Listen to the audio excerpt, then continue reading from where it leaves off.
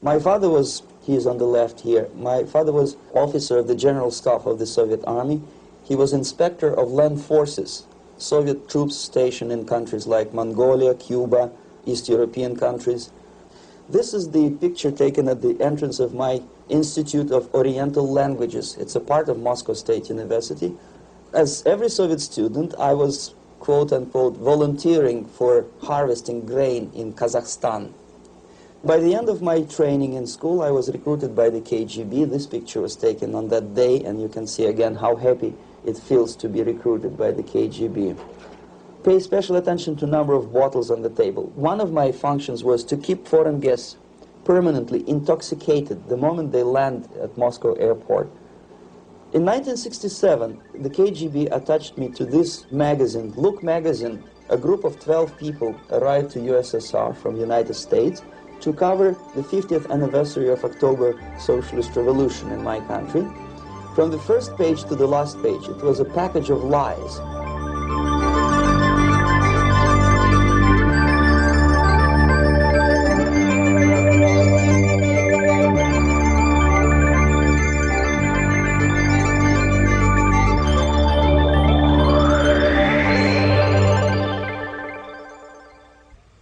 Our conversation is with Mr. Yuri Alexandrovich Bezmenov. Mr. Bezmenov was born in 1939 in a suburb of Moscow. He was the son of a high-ranking Soviet Army officer. He was educated in the elite schools inside the Soviet Union and became an expert in Indian culture and Indian languages. He had an outstanding career with Novosti, which was the, and still is, I should say, the press arm or the press agency of the Soviet Union. It turns out that this is also a front for the KGB. One of his interesting assignments was to brainwash foreign diplomats when they visited Moscow.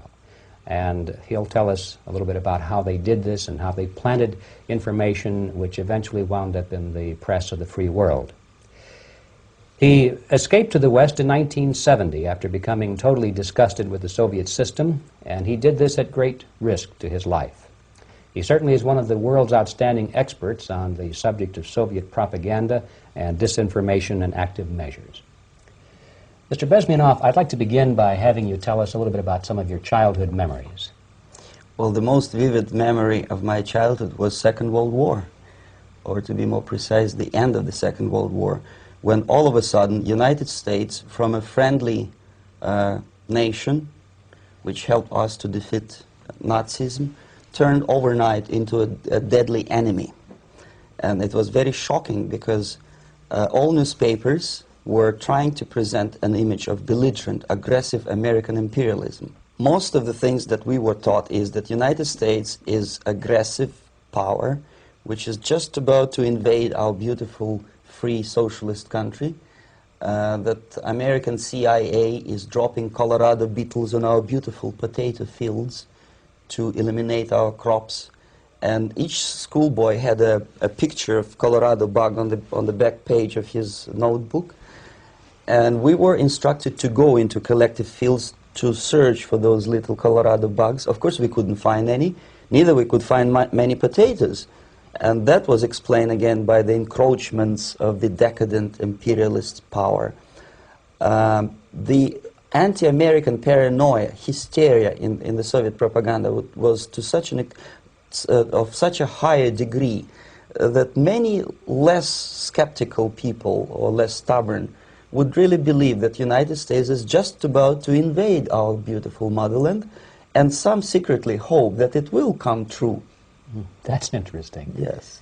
Well, getting back to life inside the Soviet Union or inside communist countries in general, in this country, at the university level primarily, we read and hear that the Soviet system is different from ours, but not that different, and that there is a convergence developing between all of the systems of the world, and that really doesn't make an awful lot of difference what system you live under, because you have corruption and dishonesty and tyranny and all that sort of thing.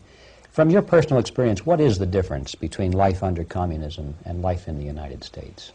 Well, life is obviously very much different for simple reason that the Soviet